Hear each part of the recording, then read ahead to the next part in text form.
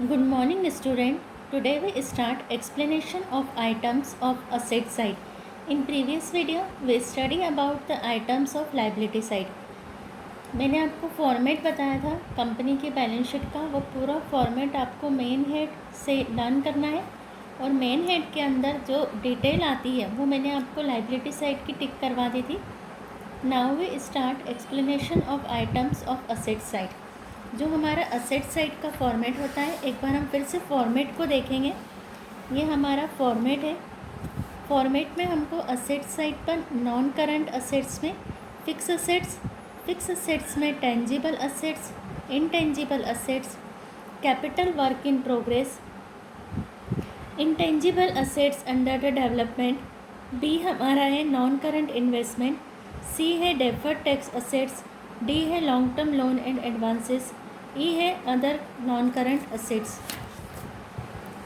Then second current assets, current investments, inventories, trade receivable, cash and cash equivalent, short terms loan and advances, other current assets. अब ये जो हमने सारे heading पढ़े हैं, अब हम इनको विद डिटेल देखेंगे।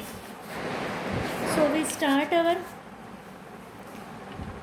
First non current assets. Non current assets ऐसी असेट्स जो इमूवेबल होती है, करंट नहीं होती है, जिनको कि हमको बिजनेस में ये मोर देन 1 ईयर तक रहती है। Non current assets refer to those assets which are held by the business for a period for more than 1 year. These are also called long term assets.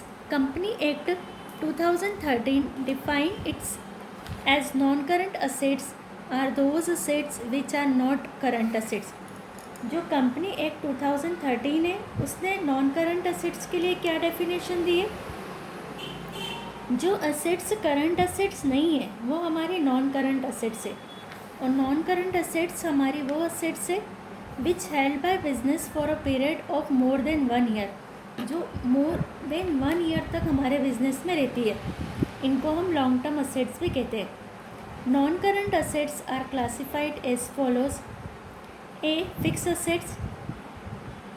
Fix assets are classified as follows. अब हम fix assets के भी सब heading देख रहे हैं कि क्या क्या आता है। फिक्स असेट्स में फर्स्ट है टेंजिबल। अभी हमने मेन फॉर्मेट में हम पढ़ के आए हैं। नॉन करंट असेट्स में फिक्स असेट्स में फर्स्ट होता है टेंजिबल असेट्स।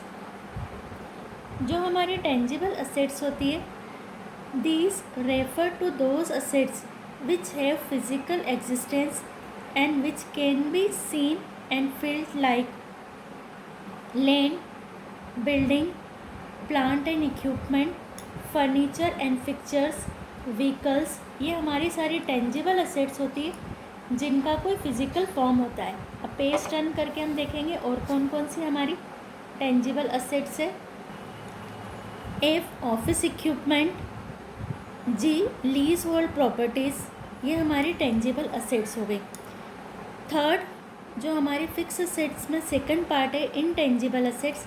ऐसी एसेट्स जिनका कोई फिजिकल फॉर्म नहीं होता है, जिनको हम टच नहीं कर सकते हैं, देख नहीं सकते, वो हमारी इनटेंजिबल असेट्स होती है। These refer to those assets which do not have any physical existence but they have value for example goodwill, B brand trademark, C computer software, D masthead and publishing titles, E mining rights, F copyrights, patent and other intellectual properties rights, services and operating rights, G receipts, formulae, models, designs, prototypes, H licensing, franchisee and others. ये सारे हमारे ऐसी assets हैं जो intangible होती है, जिनका कोई फिजिकल फॉर्म नहीं होता है, कोई फिजिकल एग्जिस्टेंस नहीं होता है। Third capital work in progress. It refer to the cost of fix assets which are in the process of being development by the company. ऐसी कैपिटल जो हमारी फिक्स असेट्स को बनाने की में अभी डेवलपमेंट में लगी है, जैसे कोई हमारी प्रॉपर्टी का कंस्ट्रक्शन चल रहा है, प्लांट और मशीनरी हमारी बन रही है। For example cost of constructing property, अभी हमारी प्रॉपर्टी पूरी कंस्ट्रक्ट नहीं हुई है, अंडर द वर्क है plant and machinery which are being made but not yet ready for use. कोई प्लांट हमारा लग रहा है बट अभी यूज़ के लिए रेडी नहीं है, तो ये हमारी कैपिटल वर्क इन प्रोग्रेस, ये हमारी आ रही है फिक्स असेट्स में।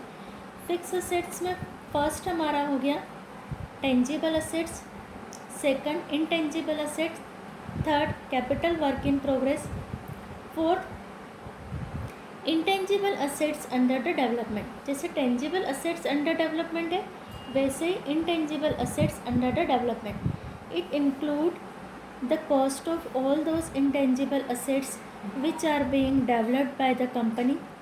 For example, software is being developed, some design is being made for research on some formula is being done, etc.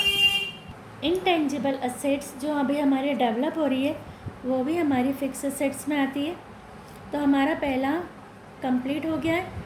Non current assets में हमारा fix assets, tangible, intangible, capital work in progress, intangible assets under the development. वो हमारा B start हो रहा है non current investment, चल रहा है हमारा जो हेड है वो हमारा हेड है नॉन करंट असेट्स में। नॉन करंट असेट्स में फिक्स असेट्स, बी हमारा नॉन करंट इन्वेस्टमेंट। अब नॉन करंट असेट्स में हमारी कौन कौन सी असेट्स इंक्लूड होती है वो हम देखेंगे। Non current investment shall be classify as trade investment. हम नॉन करंट असेट्स को ट्रेड इन्वेस्टमेंट भी कहते हैं, and other investment and further classified as. हम इसको क्लासीफाइड कर रहे हैं। फर्स्ट इन्वेस्टमेंट इन प्रॉपर्टी, अगर हमने किसी लैंड बिल्डिंग में इन्वेस्टमेंट किया है which has been keeped for appreciation और रेंटल इनकम, जो सिर्फ हमने इसलिए रख रखी है कि उनकी वैल्यू बढ़ेगी या उनसे हमको कोई रेंटल इनकम रिसीव होगी। B investment in equity instrument, जो हमने कुछ इक्विटी में इन्वेस्टमेंट किया है वो। सी इन्वेस्टमेंट प्रेफरेंशियल शेयर, हमने किसी और कंपनी के कोई शेयर डिबेंचर्स प्रेफरेंशियल शेयर खरीदे, इक्विटी खरीदे, प्रेफरेंशियल खरीदे। इन्वेस्टमेंट इन गवर्नमेंट और ट्रस्ट सिक्योरिटी, जब हमने हमारे बिजनेस की कोई सेविंग को कोई गवर्नमेंट सिक्योरिटीज़ और ट्रस्ट सिक्योरिटी खरीदने में लगाई है। E investment in debentures and bond, bond और डिबेंचर में इन्वेस्ट किया किसी और कंपनी में। Investment in mutual funds, investment in partnership firm, other non current investment, कोई हमने अदर नॉन करंट असेट्स में इन्वेस्टमेंट किया है। तो ये हमारा हो गया। इतना आपको, मैं जितना आपको टिक कर रही हूँ, पहले आप लिखेंगे B non current investment, investment in property land and building, then investment in equity instrument, investment in preferential share, investment in government और trust security, investment in preferential share, investment in debenture bond, investment in mutual fund, investment of partnership firm, non current investment. इतना आपको करना है। ये नीचे वाला जो है इसमें वो हम कट कर रहे हैं, वो हम नहीं देखेंगे। इधर आपको टेंजिबल इंटेंजिबल लर्न करना है और capital work in progress, intangible assets under the development, ये आपको बस समझ के इनकी हेडिंग लर्न करना है कि हमारी फिक्स असेट्स में 4 आते हैं। टेंजिबल के पूरा लर्न करना है, इंटेंजिबल के लर्न करना है, और इनके सिर्फ हमको वर्क इन प्रोग्रेस के नेम लर्न करना है। इतना आपको अपनी कॉपी में शॉर्ट करके लिखना पड़ेगा। बुक टू बुक अगर आप लर्न करने जाएंगे तो आपके लिए डिफ़िकल्ट हो जाएगा।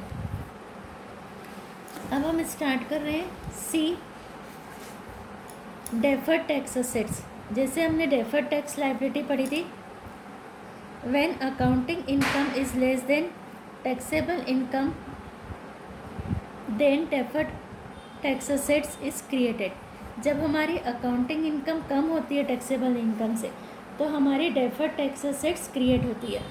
और अभी हमने लायबिलिटी वाली साइड पर पढ़ा था कि जब हमारी accounting income is more than taxable income तो हमारी डेफर्ड टैक्स लायबिलिटी अराइज होती है। तो ये आपको सिर्फ इतना ही यहीं तक इसमें लिखना है। The D point, long term loan and advances. Long term loan and advances shall be classified as, जितना आपको मैं बोल रही हूँ उतने पॉइंट आपको इसमें अपनी कॉपी में एज ए नोट्स लिखना है।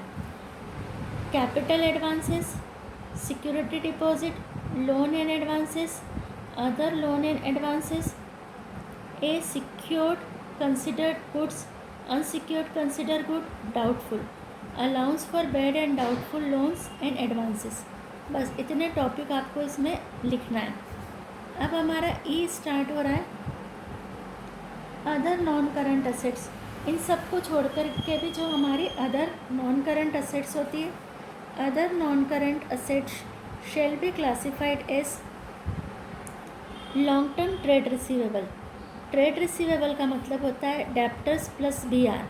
तो ऐसे डेप्टर्स जो बी आर जो लॉन्ग टर्म के हैं, अदर्स में long term trade receivable shall be सब डिवाइडेड। इसको हम डिवाइड कर रहे हैं सिक्योर्ड, अनसिक्योर्ड और doubtful.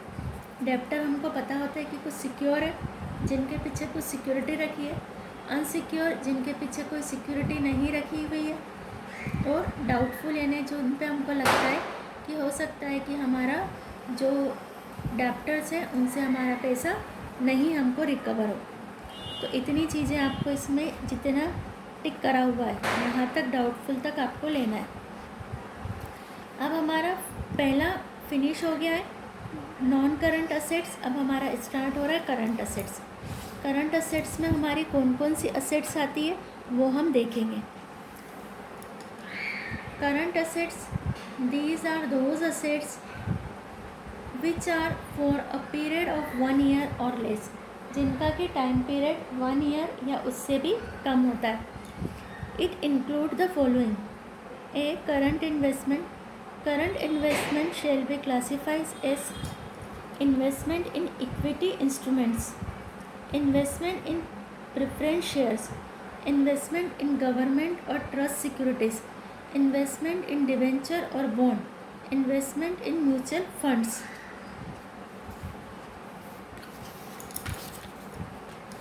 Investment in partnership firm, other investment. इतने आपको नेम इसमें लर्न करना है। अब हमारा स्टार्ट हो रहा है बी। बी है हमारा inventories.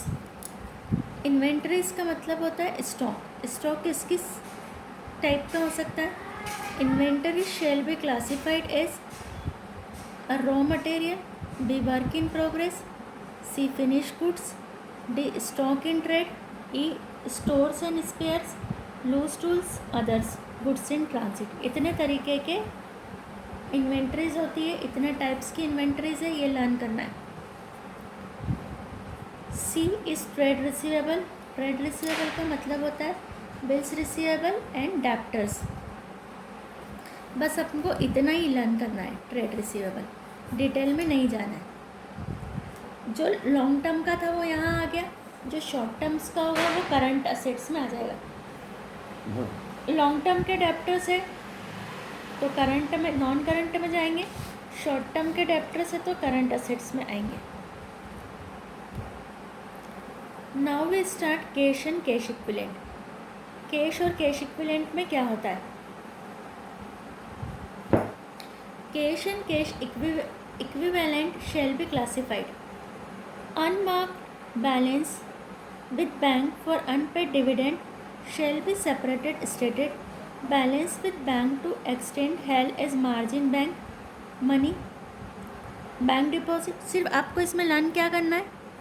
Cash balance, bank balance, bank deposit with more than 12 month, ये आएगा आपका। ये तीन चीज़ें आपको इसमें लर्न करना है। अब कैश इक्विवेलेंट में, cash equivalent are highly liquid short term investment which can be converted cash with in the 3 month. जिनको हम 3 मंथ के अंदर कैश में कन्वर्ट हो जाएगी वो हमारी कैश इक्विवेलेंट कहलाती है। Now we start short term loan and advances. बस आपको नेम लर्न करना है शॉर्ट टर्म, इसकी डिटेल में नहीं जाना है। अदर करंट असेट्स में हमारी आएगी claim against the company not acknowledge its debts. ऐसे क्लेम जो कंपनी को पता नहीं थे पर अचानक जो आते थे। Guarantees other money which company is contingently liable. तो ये सिर्फ आपको रीड करना है, 3 चीज़ें। ये हमारा explanation of asset side complete हो गया है। अब हम इसके न्यूमेरिकल पार्ट्स पे जाएंगे कि कैसे न्यूमेरिकल हमको यहाँ पर। Illustration 3 under what head the following items on the assets of the balance sheet of the company will be shown as per schedule 3 of company act 2013। Company act 2013 के according ये जो हमारे under what head the following item, ये item हमारे कौन से head में आएंगे।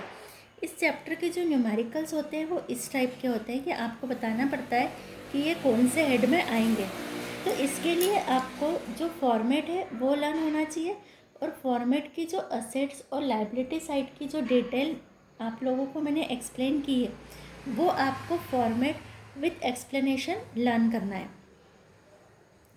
तो यहाँ हम लिखेंगे आइटम्स, हेडिंग एंड सब हेडिंग। जैसे गुडविल हमारा नॉन करंट असेट्स के इंटेंजिबल असेट्स में शो होगा, अभी हमने पढ़ा है। बिल्स रिसीवेबल करंट असेट्स के ट्रेड रिसीवेबल, बीआर और डेप्टर्स हमारे ट्रेड रिसीवेबल में करंट असेट्स में आते। कुछ नहीं बोला है तो डेप्टर्स और बीआर हमारे शॉर्ट टर्म होते, लॉन्ग टर्म नहीं होते। Loose tools current assets main heading है और इन्वेंटरीज में लूज टूल्स शो होता है। Brands and trademarks non current assets intangible assets में शो होता है। Sundry debtors current assets trade receivable में शो होते हैं डेप्टर्स। जैसे illustration 2, write the major heading of equity and liability side of balance sheet as per part 1 of schedule 3 of the company act 2013। हमको major head बताना है। Main head of equity and liability are share holder fund, share application money pending allotment, non current liabilities और current liabilities. Illustration 4, under which head the following item will be shown under equity and liabilities of the company's balance sheet. कौन से head में हमारे show होंगे। Provision for tax,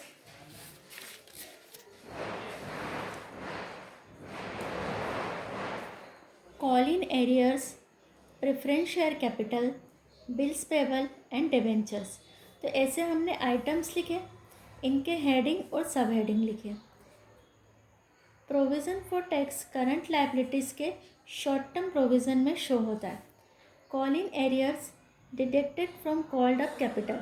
हमने जो share capital वाला format पढ़ा था उस फॉर्मेट में था less call in arrears at forfeiture of share. तो फॉरफिटेड अमाउंट हमारी ऐड हो रही थी और कॉल इन एरर हमारा माइनस हो रहा। दैट मीन्स हम जो भी न्यूमेरिकल्स है ये पूरा डिपेंड करता है कि आपने फॉर्मेट को कितने अच्छे से लर्न किया है।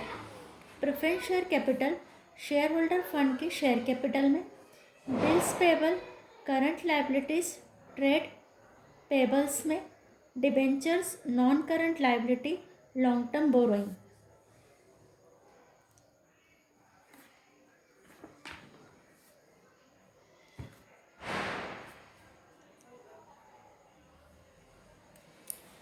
Illustration 5, under what heading will you show the following items in the balance sheet of the company? General reserve, call in advance, forfeited shares, unclaimed dividend, securities premium. Items, heading and subheading. Items में general reserve, call in advance, forfeited share, unclaimed dividend, security premium। ये जो हमारे पांचों item थे वो हमने उठा के यहाँ लिखे। अब इनका हेडिंग और सब हेडिंग। जनरल रिजर्व हमारा शेयर होल्डर फंड के रिजर्व एंड सरप्लस में शो होगा। Call in advance current liabilities other current liabilities में शो होंगे। Forfeited shares share holder fund के 8 टू पेड अप कैपिटल, अभी हमने बोला कि फॉरफिटेड शेयर हमारे वहाँ ऐड होंगे। Unclaim dividend, current liabilities, other current liabilities में, securities premium share holder fund में, रिजर्व एंड सरप्लस में। तो आपको अब इलास्ट्रेशन 6, 7 और 8 अच्छे से रीड करना है। ये हमारा चैप्टर में न्यूमेरिकल्स है।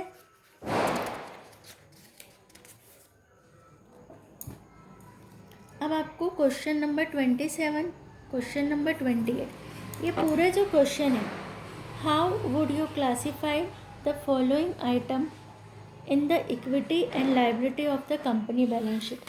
आपको इनको कहाँ शो करना है? Capital redemption reserve, debenture sinking fund, debentures and डिस्वेप। तो ये आपका होमवर्क है। होमवर्क आपका ये है कि आपको फॉर्मेट लर्न करना है, फॉर्मेट का एक्सप्लेनेशन लर्न करना है, और फिर आपको क्वेश्चन नंबर 27, 28, 29, 30 सॉल्व करना है। उसके बाद 35, 36, 37, ये पूरा वही है कि आपको हेडिंग और मेन हेडिंग बताना है। ये तो इस चैप्टर्स के न्यूमेरिकल हो गए। अब इसके जो थ्योरी क्वेश्चंस होते हैं वो हमारे बनते हैं, explain the nature of financial statement, ये मैंने आपको पढ़ाया है, ये आपको लर्न करना है। फिर अगर आपसे पूछ लिया, write the major heading of the asset side of the company's balance sheet as per company act, क्या बोला आपको? Write the major heading, asset side की मेजर हेडिंग लिखिए। तो ये क्वेश्चन भी हमारा फॉर्मेट से कवर हो रहा है। Question number 34, write the major heading of the equity and liability side of the company's balance sheet as per company act 2013। क्या बताना है हमको? इक्विटी और लाइबिलिटी के मेजर हेड बताना है। तो जब हम फॉर्मेट लर्न करेंगे तो हमारे थ्योरी क्वेश्चन भी कवर होते हैं। जो लॉन्ग आंसर टाइप क्वेश्चंस में, what do you understand by financial statement, explain essential quality of good financial, ये मैंने आपको एक्सप्लेन किया है। Explain in detail the importance of financial statement, ये भी आपको मैंने रीड करवाया। एक्सप्लेन द ऑब्जेक्टिव, तो इस तरह से मैंने आपको मीनिंग, नेचर, ऑब्जेक्टिव, इम्पोर्टेंस जो रीड कराया वो आपको लर्न करना है। प्लस आपको कंपनी की बैलेंस शीट का फॉर्मेट लर्न करना है, उसके बाद उसका एक्सप्लेनेशन लर्न करना है। तो आपके जो थ्योरी और न्यूमेरिकल दोनों आपके कवर हो जाएंगे। जैसे अगर आपको बोल दिया, draw up proforma of balance sheet of the company, company की बैलेंस शीट का प्रोफार्मा ड्रॉ करो, यानी जो आपको मैंने फॉर्मेट पढ़ाया है वो आपको बताना है। Question number 42, state the brief in the particular shown by the statement of profit and loss according to company act. ये प्रॉफिट एंड लॉस का स्टेटमेंट मैं आपको बता रही हूँ। ये आपको एक और स्टेटमेंट लर्न करना है।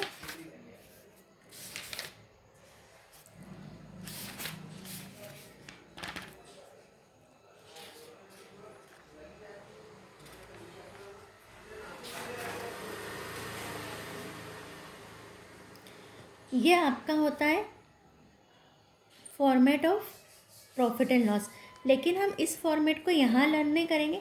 हम इसको, जो आपका नेक्स्ट चैप्टर है, नेक्स्ट चैप्टर में आपको एक फॉर्मेट दे के रखा है, वो फॉर्मेट आपको लर्न करना है। वो आपको इस चैप्टर में भी काम में आ जाएगा और नेक्स्ट चैप्टर में भी काम में आ जाएगा। तो ये जो फॉर्मेट है आपका नेक्स्ट चैप्टर में आपको दे के रखा है एनालिसिस में, ये मैं आपको वहीं पर समझाऊंगी। ये वाला फॉर्मेट है, तो ये फॉर्मेट आपका नेक्स्ट चैप्टर में कवर हो जाएगा। तो अभी हम इस चैप्टर में इस फॉर्मेट को छोड़ देंगे। जब हम नेक्स्ट चैप्टर करेंगे तो हमारा अपने आप प्रॉफिट एंड लॉस का फॉर्मेट लर्न हो जाएगा।